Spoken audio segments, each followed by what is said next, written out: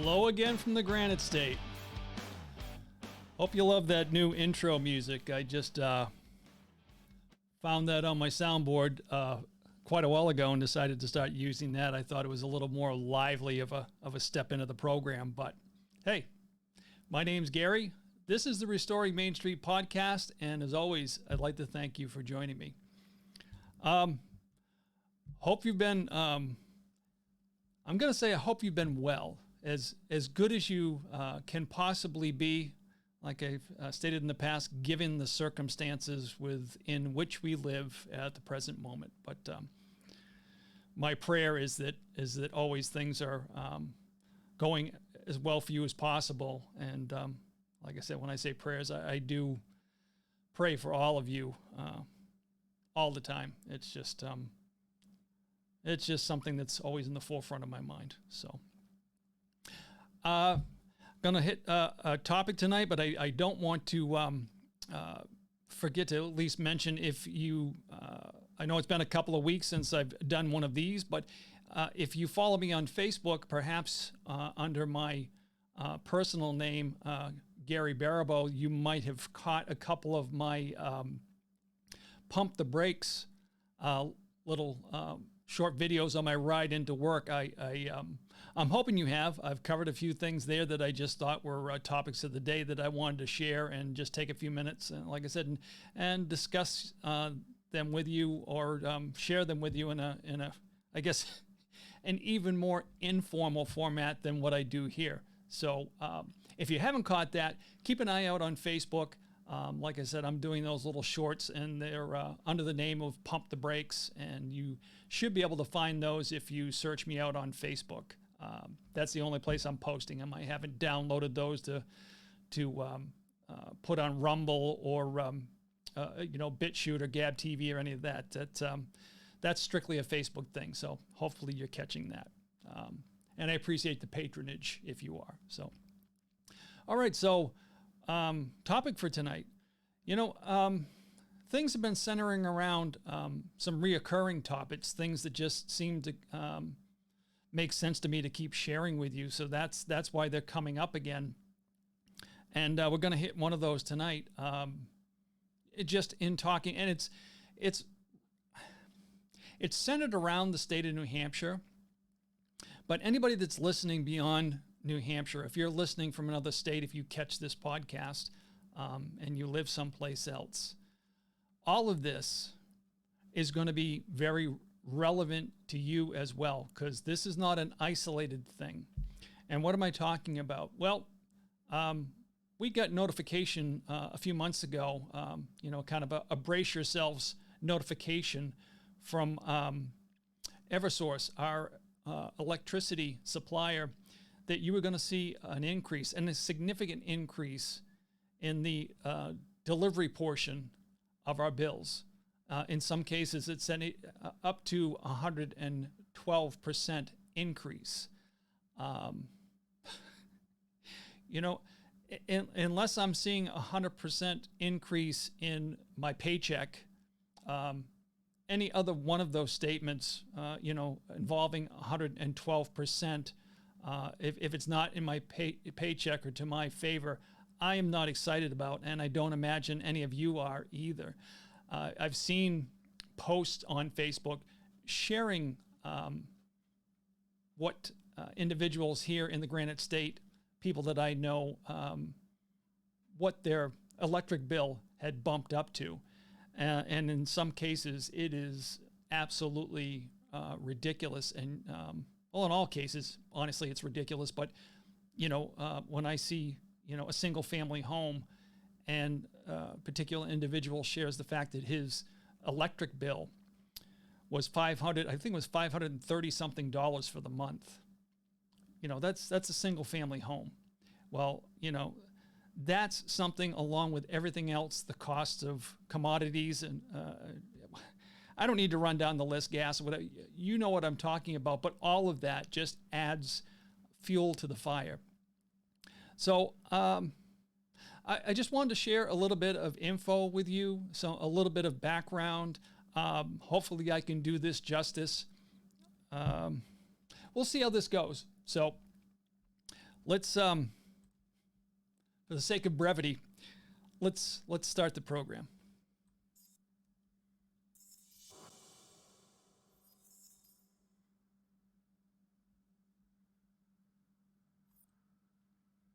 And there we go.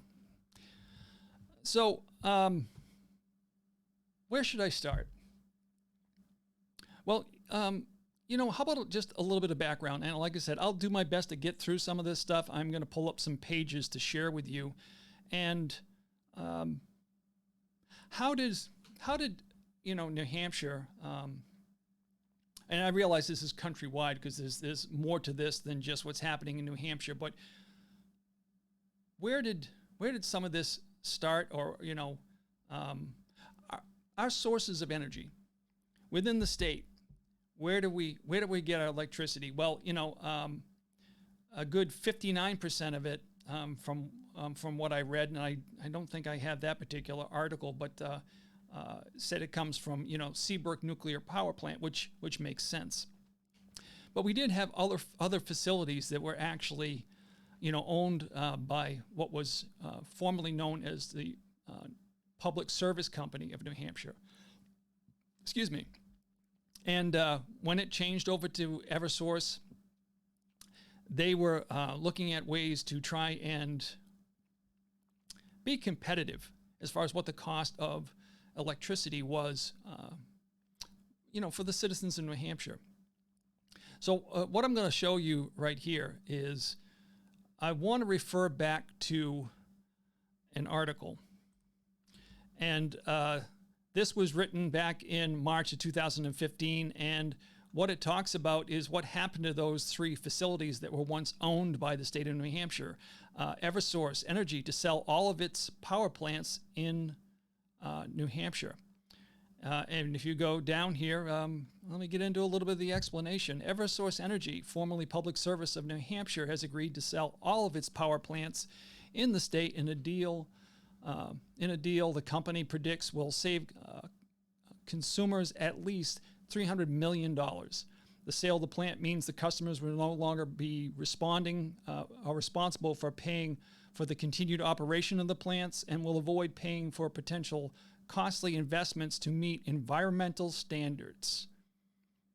The deal resolves three ongoing dockets at the New Hampshire Public Service Utilities Commission, including the recovery of scrubber costs at the utilities Merrimack station.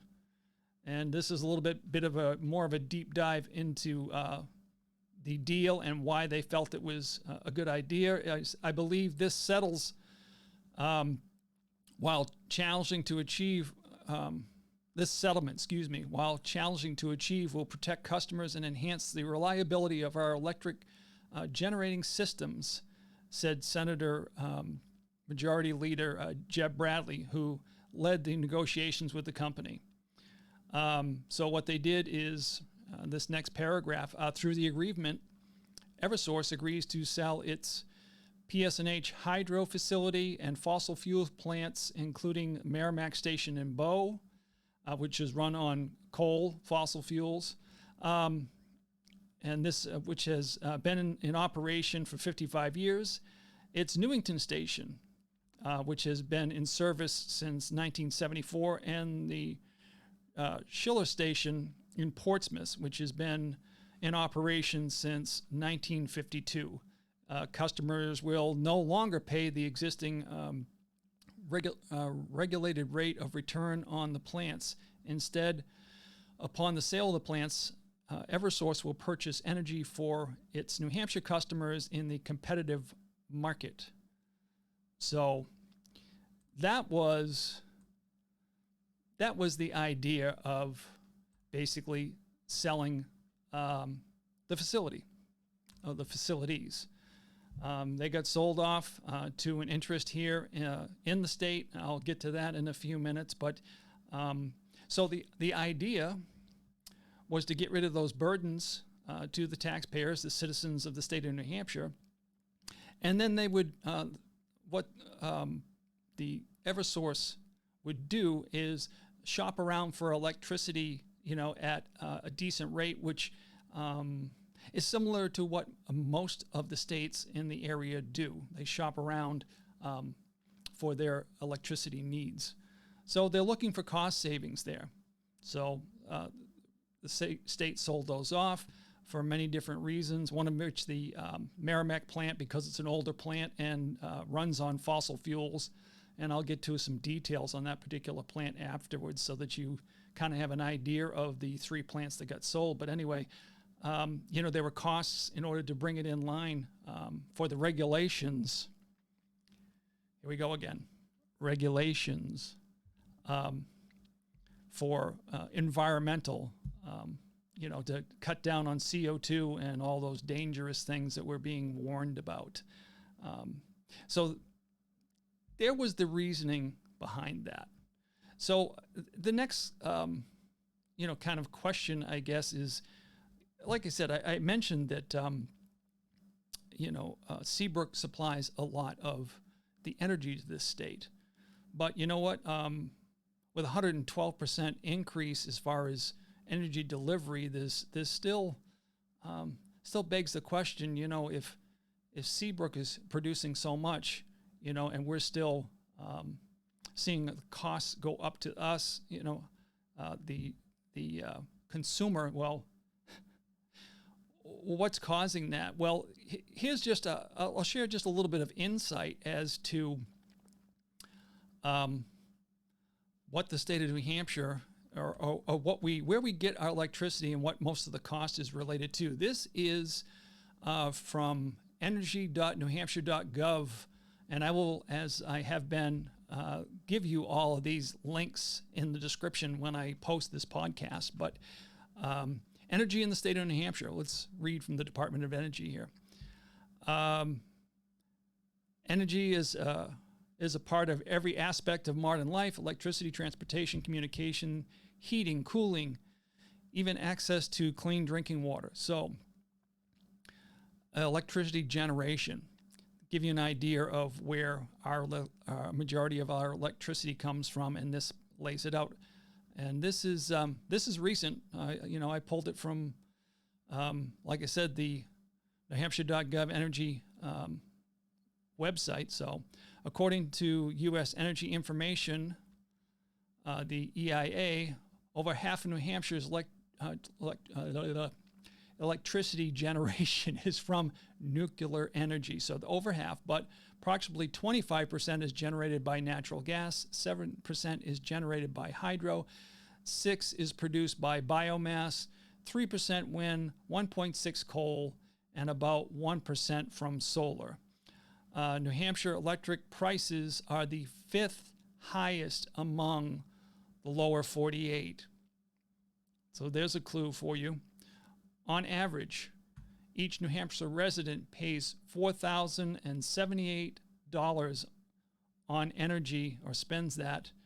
And this is back in 2019. So this obviously has gone up.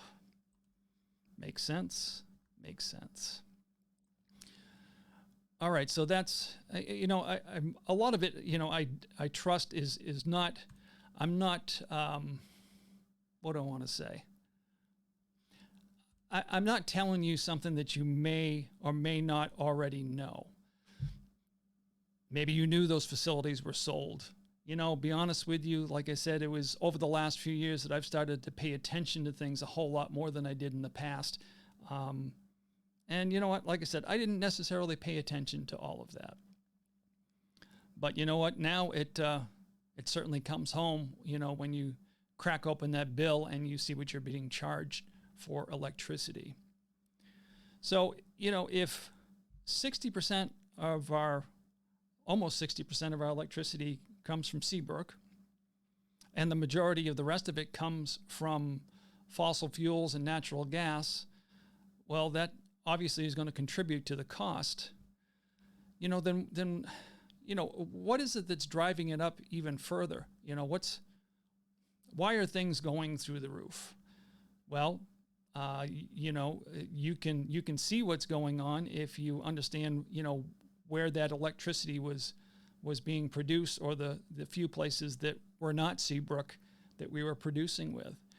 And it all basically reverts back to the war on fossil fuels. That's part of the huge reason why you're seeing such a significant increase. But you know what? You would think that, at least within the state, they'd be trying to do some things to mitigate that, to help lessen that if they possibly could. I realize it's an uphill battle right now because you have an administration that in office that has stated during the lead up to the election, and now they're following through with all of that. And,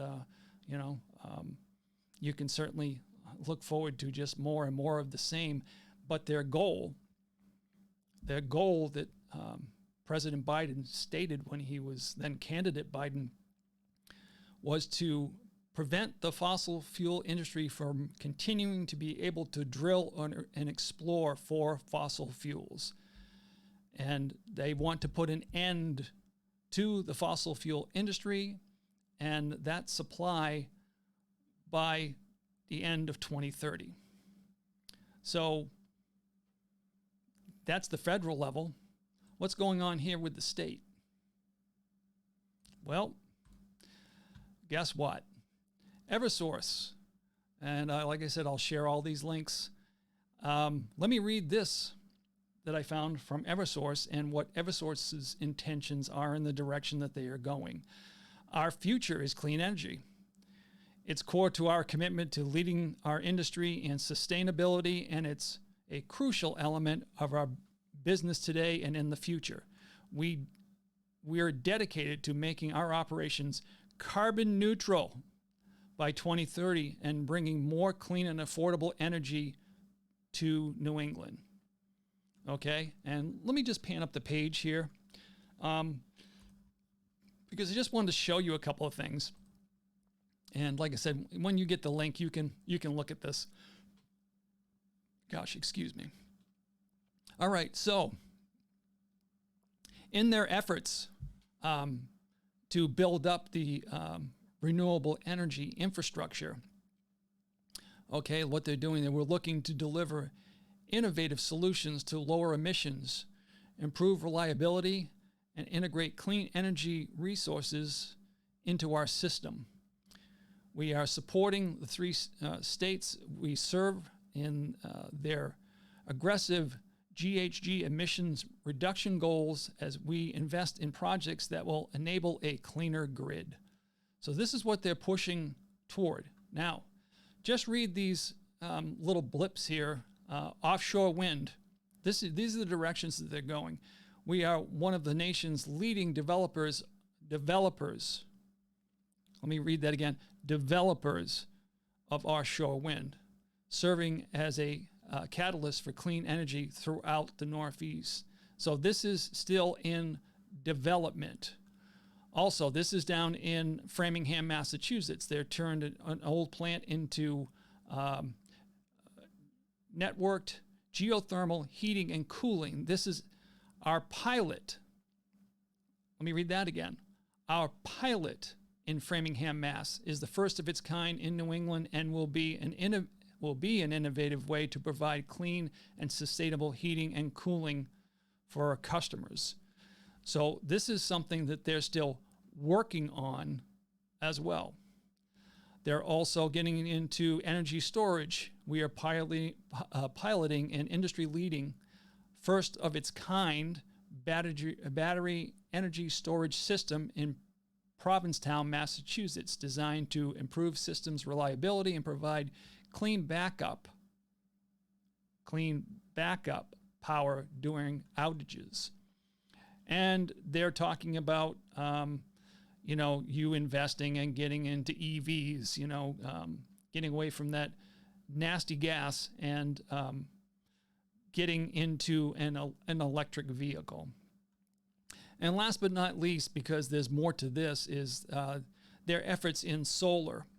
So right here it says, our first project to harness the power of the sun were installed more than 10 years ago, and today 70 megawatt solar profile generates enough electric power for more than 11,000 homes. So right now, solar really is the only thing, if you look at this, that the state really has, per se, up and going in some type of what I would consider, I guess, a significant quantity.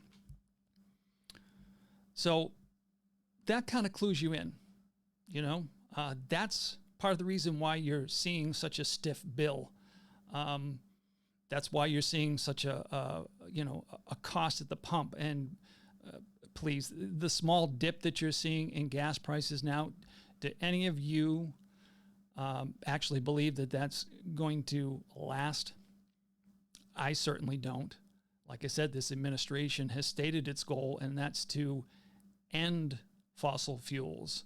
They want to eliminate the fossil fuels industry's ability to be able to drill and to search out new pockets of affordable fossil fuel for all of us.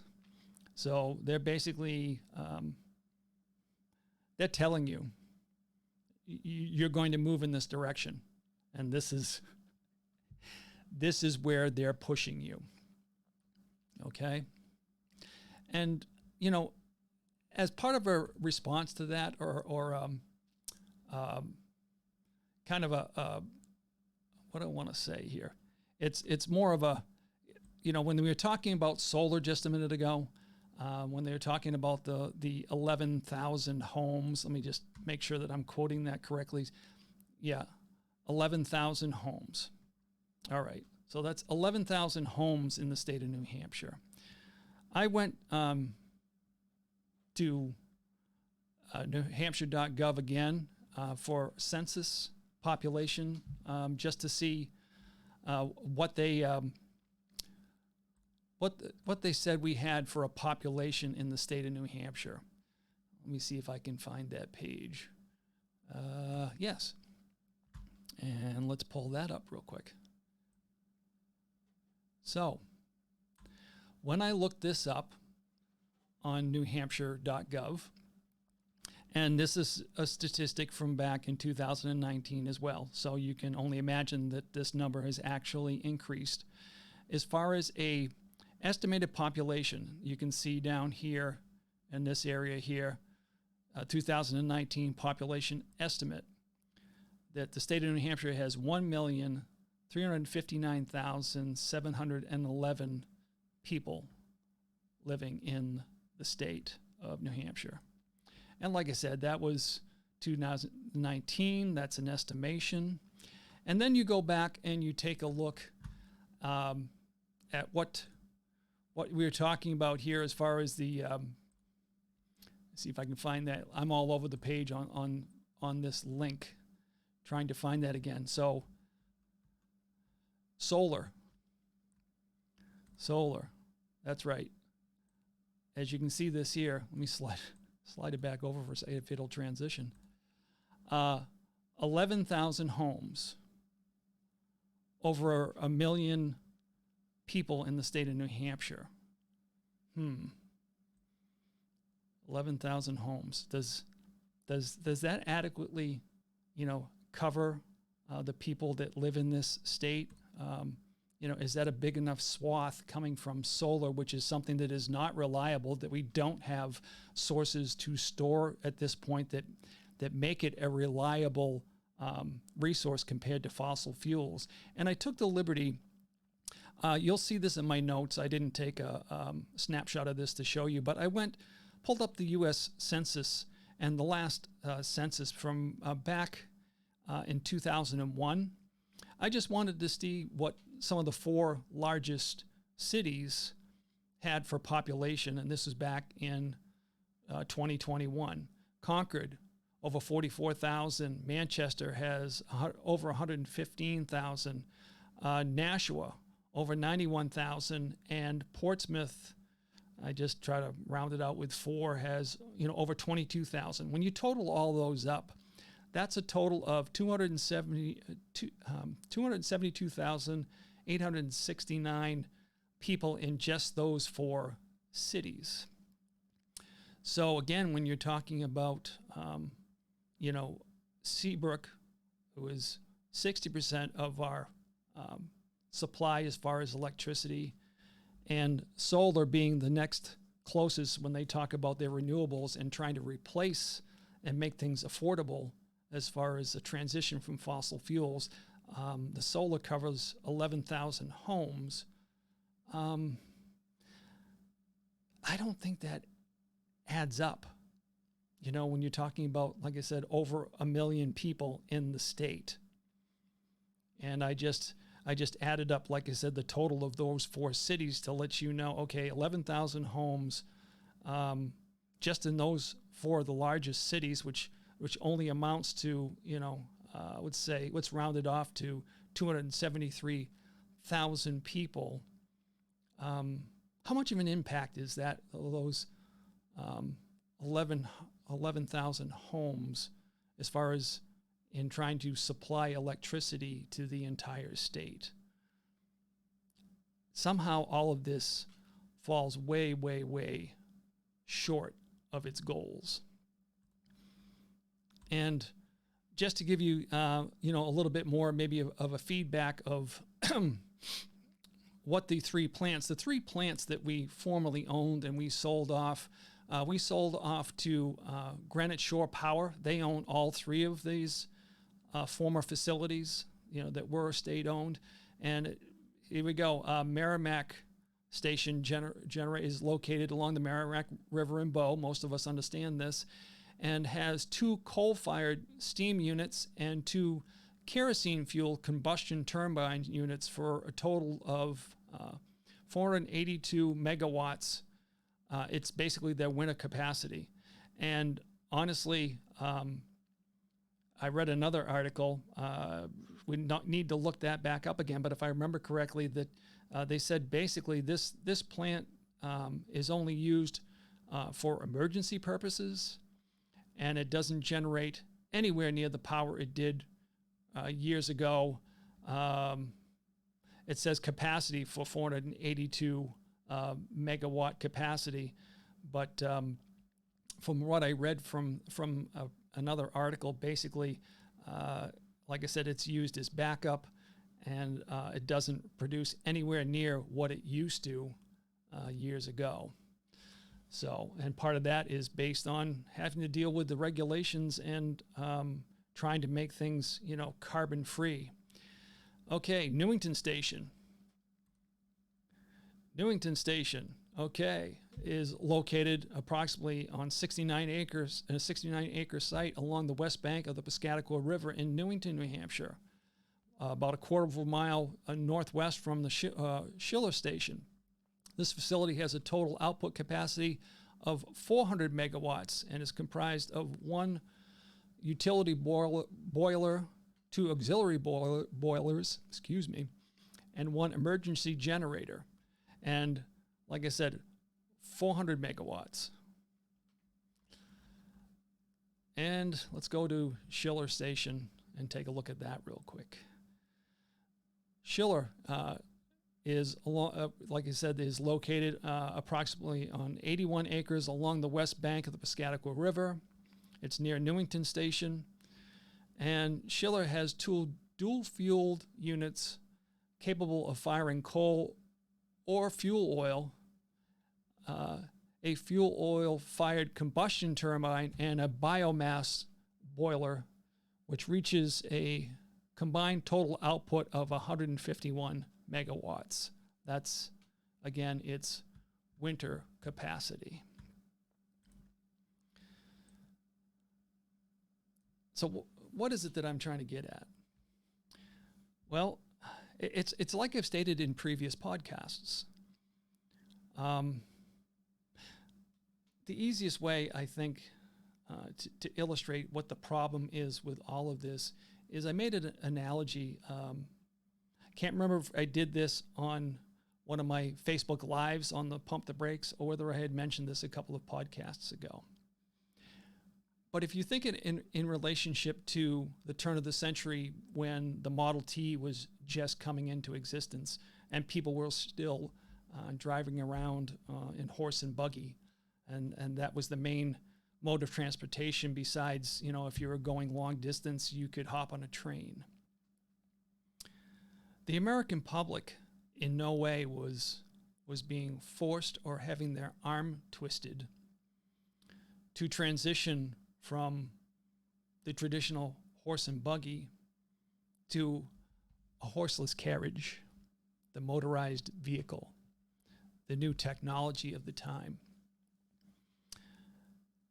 As it became more and more prevalent, what ended up happening is it became more affordable. People saw the advantages of transitioning to a car. It gave them a longer range of travel, made them much more mobile, and the advantages started to outweigh the disadvantages. And like I said, it was not a forced transition. People decided to make that transition because it made sense and they could afford it. What's happening right now? What you're seeing as far as our electricity costs and all the other increases in commodities and, like I said, your costs at the pump. Did you vote for any of that? Did you, go into the voting booth or make it known to your politicians, hey, top priority here is I want to transition to alternative energies and basically at any cost. I don't care how expensive it gets. Do you ever remember saying that? I know I certainly didn't. And when you're talking about electricity here in the state of New Hampshire, the supplemental supply after we talk about Seabrook comes from fossil fuels. The very thing that this administration, the very thing that the amazing magical do-over, because we can't use the actual phrase that goes along with that for fear of being censored, and you know what I'm talking about, the one world government push to end fossil fuels it's a forced transition. Nobody asked any of you if you are on board with this. And you know what? The American public is smart enough and can see an actual value that if this transition wasn't going to be extremely painful and painful to the point of possibly impoverishing people at some point, things keep going up and up and up, the American public would easily, willingly, happily transition to renewable fuels. You're having your arm twisted. And I know I'm not enlightening you. I just wanted, like I said, to share a little bit of info with you so that you could see that this is kind of a designed effort. They're not hiding any of this anymore. It's out in the open, and that's why in the state of New Hampshire you're seeing 112% increase on the delivery cost of your electricity. And you know what? Like I said, it's not isolated to the state of New Hampshire. If you're listening someplace else from another state, dig into it a little bit yourself and see what you find. Guaranteed, you're going to find something very similar. And it's going to make you just as angry as it has all of us Granite Staters here in New Hampshire. So that's my message for tonight. That's what I wanted to share with you. I just wanted to let you know the pain that you're feeling comes from sale of facilities back, in 2015. And mainly due to regulation costs, and they thought they were going to be able to mitigate that by searching around and finding you cheap alternatives as far as supplying your electricity. Well, now that we have an attack on the fossil fuel industry and the ability to produce electricity at an affordable cost and rate, yeah, how's that working out for all of you? I know it's certainly not working out spectacularly for me. So I think it's time. I think it's time that you make your voice heard. The new inflation bill that just got signed into law is going to start to throw more monkey wrenches into your finances. And a lot of this is geared towards the whole ESG, the whole amazing do-over philosophy that they're looking to implement. You know, the whole goal by 2030 to be have a zero carbon output footprint, whatever you want to call it. Either way, it basically spells hard times, unbelievably hard times for all of us. So, time to stand up. Time to make your voice heard in those places where you can, at the ballot box, those particular places. And I'd like to offer a suggestion when you're vetting possible candidates coming up for this midterm, and when you're looking 2 years beyond that. Listen to the rhetoric. If you don't hear the politician that you're interested in talking about defunding some of these things that are basically attacking you at the wallet, or they're, it'd be, like I said, shutting down funding to these things. Bills get passed. This inflation bill, basically on party lines. But the only other way that you can basically shut that down, even though the bill got signed into existence, is you demand from the politicians that you're voting into office that they go to Washington and they don't fund that bill. They don't fund anything that's basically attacking you, your principles, and your livelihood. That's unfortunately the route that we're going to have to go in order to stop this. At some point, like I said, we need to get the spirit of our founding fathers from 1776 and get rallied around each other enough to stand up and say, no more. No more sitting on the sidelines. And like I said, you're feeling the pinch now. It's only going to get worse if we don't do something about this.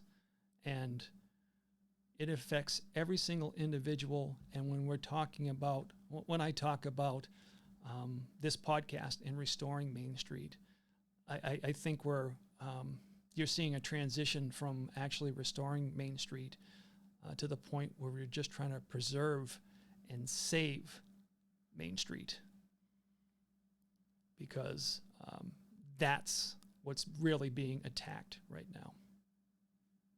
And all of you feel it, just like I do. Okay. Just want to share a couple things with you, as I always do. My good friend, Gene Vallee, Coffee News Rochester. If you're a local Facebook person, check out Coffee News Rochester. Gene posts everything in there that's happening in the area, and that is a reliable source to go to find all of that material. Thank you, Gene, for all of your support, and I'm asking local people to go and support that page. Become a follower there on Rochester Coffee News. And then wanted to share with you too, again, my friends, metalheadsrock.com. If you're looking for rock-related apparel, t-shirts and stuff like that, any kind of novelty or things like that, you can go to metalheadsrock.com. But I also wanted to share with you, let's see if I can pull this up really quick. All right, go here, pull this up, and let's share that. Yeah. Okay, so this is their Metalheads LLC's page on Facebook, and wanted to let you know that they are no longer in Rochester. For the sake of more foot traffic and more visibility, they are moved to 3601 Lafayette Road. They are in Portsmouth now. So I suggest that you get down to their new facility, Market Square, squaremarket.com. You go there, you can find Metalheads Rock. Go down to, like I said, their place on Lafayette Road. Check out all that they have to offer. That's a great logo if you look at that logo. You come check us out, and like I said here, it looks like they've got some type of a 20% discount that you can get through Metalheads. And also, I wanted to share this with you because this is coming up on Sunday. Metalheads Fest. If you're, like I said, a local, head down to the garage at the Governor's Inn. Try and, get tickets. Go online, click this link, and try to get tickets ahead of time. But you've got a rock and roll fest that's going to go on for several hours here, and that's coming up this Sunday, starting at 12. So several bands. Let's see. Here we go. Gods Go First, Melodies from the Ghost Rider, Reckless Child, and Stiletto. Those are the bands that are going to be appearing at Metal Fest at the garage in Rochester here. So get down, check them out. Support my friends at Metalheads Rock. And like I said, they're great people. And I would appreciate it if you check them out. Let them know that Gary from Restoring Main Street sent you and told you to, give them a check. And like I said, if you've got the itch to bang your head, Metalheads Rock is where you need to go. So, as I always do, I'd like to share with you also the idea of just leaving you with some thoughts. I know I threw a lot at you tonight. I hope that I hope you got something out of that. Like I said, my whole goal was just to let you know that a majority of the cost that we see for our electricity still comes from fossil fuels in this state, and the increase in the pinch and the attack on the fossil fuel industry is helping to push that increase that you're seeing in your electricity and everything else for that matter, because transportation moves with fossil fuels. It all moves with fossil fuels. Right now, renewables, they're not ready for prime time. So that's the point I was trying to get across, that their feeble attempt with renewables doesn't even meet the capacity of the population of the state of New Hampshire. It's not time. If you give it time, I have no doubt with innovation that'll change, but right now is not the time. Right now is the time for all of us to decide to fight back against that. And I'd like to leave you with, the same ideas that I usually leave you with. Oh, let me remember this. Please, Rumble, YouTube, Gab TV, BitChute. You can find us on those video sources. You can find us on social media on MeWe, Gab Getter, Instagram, Parler. Was on True Social, but that seems to be glitchy right now. So my suggestion is stick with the video media sources. Falling all over myself tonight. But I would really like to encourage you to go to Rumble, and if not Rumble, go to Gab TV. Trying to increase the numbers there, and like I said, spread the word. So if you would share this podcast with friends, share, subscribe, hit the notifications button, whatever platform you're on, if you can do all those things, I would really appreciate it. And like I said, it would help the program. So again, like I've started to do twice now, but like I said, I covered a lot of ground. So pardon me for zipping around. I usually get accused of taking way too long. So, we're hitting the 45-minute mark right now. So I'm going to I'm going to let you go, but not before I suggest to you that you should keep in mind the idea of God, freedom, and family. Because if we lose the first two, God and our freedom, our families are doomed. So until next time, thanks for tuning in. Thanks for listening. Thanks for all your support. Please comment. Go to the Gab TV or Rumble and comment. I'd really appreciate it. So until next time, God bless.